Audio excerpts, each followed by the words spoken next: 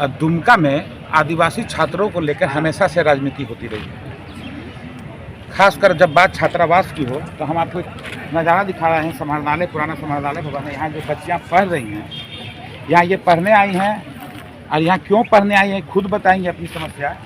और संथाल परगना खबर हमेशा से इनकी समस्याओं को बताने का काम किया है। क्या नाम है आपका?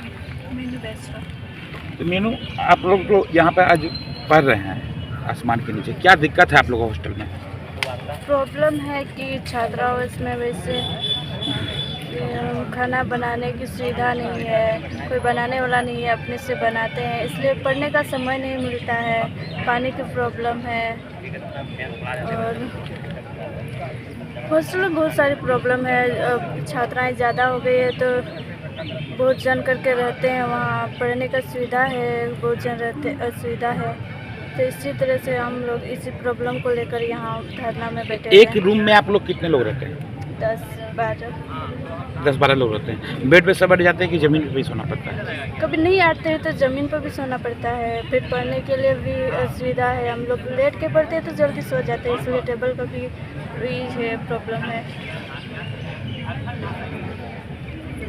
आपका क्या नाम है? किस हॉस्टल में रहते हैं? Girls hostel. आप लोगों का हॉस्टल का क्या समस्या है? वही समस्या है, हम लोग एक ही साथ रहते हैं। तो आपने सुना समस्या है इन लोगों का, और ये समस्या लगातार रहा है। एक समय ऐसा था जब पानी का समस्या था तो यहाँ की जो छात्राएं हैं, महिला कॉलेज हॉस्टल की छात्राएं हैं, वो डीसी आवास चले गई थी पानी लेने के लिए।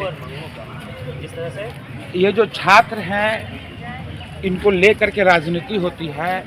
हर राजनीतिक दल इन पे अपना अधिकार समझते हैं। हम अगर बात करें भाजपा के वरिष्ठ नेता बाबूलाल मरांडी का, तो वो भी जब संथाल परगना में अपनी ज़मीन तलाश रहे थे तो हॉस्टल से ही अपनी राजनीति शुरुआत की थे। हॉस्टल गए थे, महिला छात्रावास की छात्राओं को लेकर के वो आंदोलन करने की बात की थी।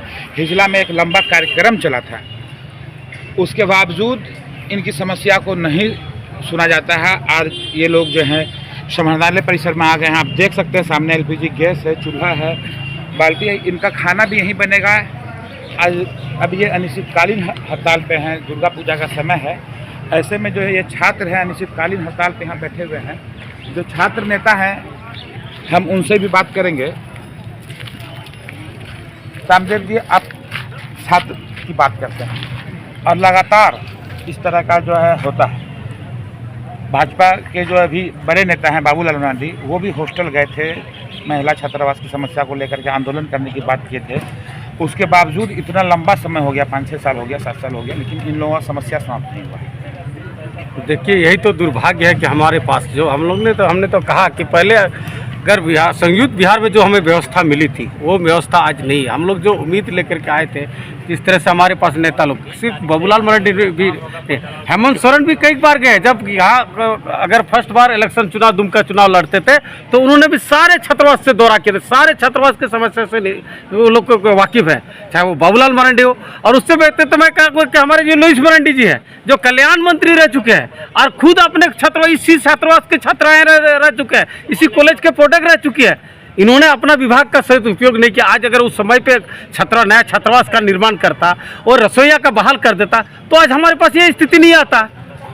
तो आज हम लोग ने, आज से नहीं, हम लोग के यहाँ पे तो सीधी सी बात है, जो बिहार रीजन में जो व्यवस्था था वही व्यवस्था हमें को बहाल कर देना। हम दूसरे व्यवस्था कहाँ मांग रहे हैं? हम तो मेरी तो सीजी में जो भाई बिहार के पीरियड में जो संयुक्त बिहार में हमको रसोईया मिलता था, हमको स्वीपर तक मिलता था। मेरा रूम झाड़ू मारने वाला स्वीपर, नाली साफ करने वाला स्वीपर, मेरा जो बाथरूम साफ करने वाला स्वीपर मिलता था, हमको पेपर मिलता था, मैगजीन मिलता था, खेल सामग्री मिलता था, न्यूज देखने के लिए टीवी मिलता था, और इधर बेड गद्दा तो हड़िया बर्तन तो सारा मिलता ही है।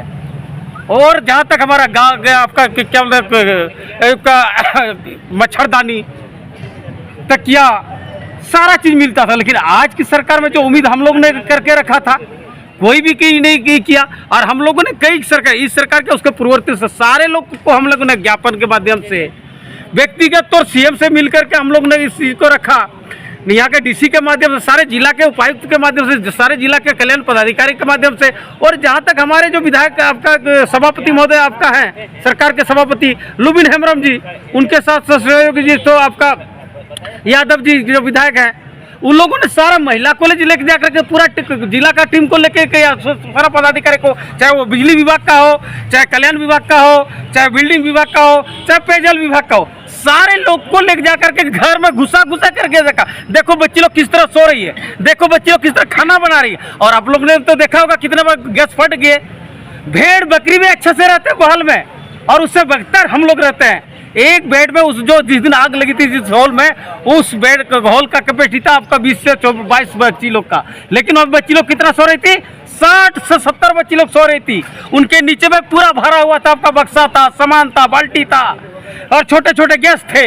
अगर रसोईया होता तो अपने गैस तो नहीं रखता, वो रसोईया में सामूहिक खाना बनता, उसके पास पर्याप्त समय भी मिलता पढ़ने के लिए। कि हम हेमंत सोरेन के पास गए थे, वर्तमान में मुख्यमंत्री हैं, और एक लंबा अवधि उनका परिवार इस जगह पे रहा है। उनके पिताजी लगभग 40 साल सांसद रहे हैं, वो आपकी बात को समझते हैं। आप उनसे जब मिलने के लिए गए थे तो उनका क्या कहना था? उनसे साहब हम लोगों ने उनके पास जब गए थे, उनके आवास पे यहाँ पे जब आए थे अपना खिजरिया वाला आवास में, उन्होंने साफ कहा हम लोगों से कि तुमको लोग को इसका चिंता एकदम छोड़ दो, इसके बाद इस सब चीज़ लेकर के मेरे पास एकदम मत आओ, और हम लोग इसका पूरा जल्दी तुम लोग के लिए पहल करें। इसका हम लोग को काम शुरू कर दिया, और तुम लोग को रसोईया भी मिलेगा, रात्रि प्रहरी भी मिलेगा, और जितना भी सुविधाएं है सारा चीज़ मिलेगा। जहाँ तक वो बोला कि आप लोग को जैसे पहले का आपको मिलता है, चावलों मिलेगा, आपका चीनियों मिलेगा, लेकिन आज तक कहाँ कुछ। इस बात तक कितना दिन हो गया? इस बात से हमको 3 साल से अब हो गया। जैसे सीएम बने उससे साल भर के दरमियान हम लोग मिले थे।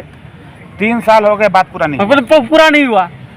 आप लोग का जो आंदोलन चला, ये कब तक चलेगा और क्या इसका रूपरेखा होगा? हम लोग का ये आंदोलन चलेगा जब तक हमारे जो मांगे हैं, मेरा सीधी सी मांगे जो कल्याण से जुड़ा हुआ है, जो कल्याण ऑफिस से जुड़ा मसला है, जो छात्र से जुड़ा हुआ है, जो छात्रावासी से जुड़ा हुआ है, हमारे सीधी सी मांगे, हमें छात्र के संख्या के बल पे हमें रसोईया मुहैया करा दे, छात्राओं के हम रसोईया और आपका नाइट गार्ड दोनों करवा दे, और हमारे पास जो तादाद जो छात्र छात्राओं की संख्या जो बढ़ रही है उसके अनुरूप और नए छात्रावास का निर्माण कर ले।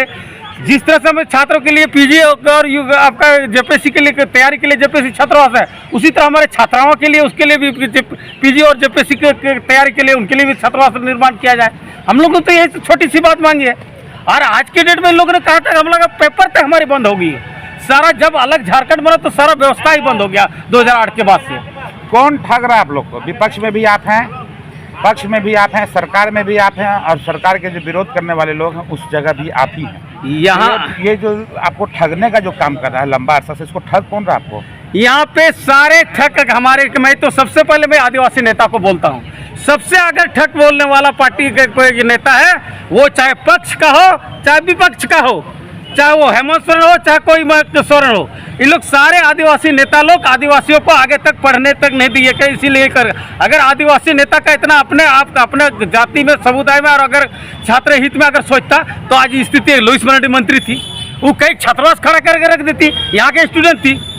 तो हम क्या बोलेंगे? अभी हेमंत सोरेन खुद आदिवासी है, उसको तो समझना चाहिए। संथाल से उसका पूरा खानदान हम लोग ने सम्मान दिया, उसका पिताजी को 40 सालों तक हम लोग ने यहाँ का विधायक MP तक बनाया, उसका माँ को बनाया, उसका भाई को बनाया, उसका भाभी को बनाया, उसको भी हेमंत सोरेन को बनाया, जहाँ तक उसका छोटा भाई को बनाया। हम लोग तो सारा चीज़ दिए, लेकिन यहाँ आदिवासी संथाल के लड़का लोग को क्या मिला? यही यहाँ बैठने के लिए, यही तो दिन रहे हम लोग को देखने को मिला। तो इसीलिए आज हम लोग आर और पार के लिए यहीं से मेरा कभी भी मेरा कई लड़का लोग एग्जाम देने गए, कई लड़के लोग एग्जाम देने, सेकंड सिटिंग जो 1 बजे से 2 बजे से एग्जाम है लिखने के लिए चले गया, और जो 10 बजे से 1 बजे तक एग्जाम लिखा वो लोग भी चल के आए। हम लोग जब तक मेरा सुलझन नहीं होगा तब तक हम लोग यहीं पे रहेंगे, यहीं पे सोएंगे, यहीं पे खाएंगे, यहीं पे पढ़ाई करेंगे। ये सारा हम लोग निर्णय कर चुके हैं। हम लोग आप आश्वासन नहीं चाहिए, हम लोग नेता वाला आश्वासन जो और पदाधिकारी जो आश्वासन देते हैं ऑन द स्पॉट, यहाँ मेरे सामने एसी रूम में नहीं, यहाँ पे स्पॉट पे यहाँ पे सोल्यूशन होना चाहिए। यहाँ होगा तभी जाएंगे, नहीं तो हम लोग यहीं पे रहेंगे। उतना बड़ा दुर्गा पूजा में बताइए कि हम लोग खुशी बना के सिवाय यहाँ आकर के यहाँ पे बैठे, किसी का माँ बाप चाहता है कि उनका बच्ची जाकर के जमीन पे जाकर के लेटे रहे, उसको जाकर कोई झाड़ी में सोए रहे? ऐसा कोई बोलता है क्या? लेकिन मजबूरी हमारे पास इसी दिन के लिए अलग झारखंड के हम लोग राग रखते। उसका पिताजी अलग झारखंड का लड़ाई लड़ने वाला गुरुजी हम लोग मानते हैं उसको, लेकिन उसका बेटा हमारे साथ क्या कर रहा है? उनका मंत्री के पास अगर बंगला रहता, हम तो पहले भी बोल रहे हैं अभी बोल रहे हैं, उनके पास सारा गाड़ी रहते हैं, उसके लिए भी BMW गाड़ी खरीदा सकता है।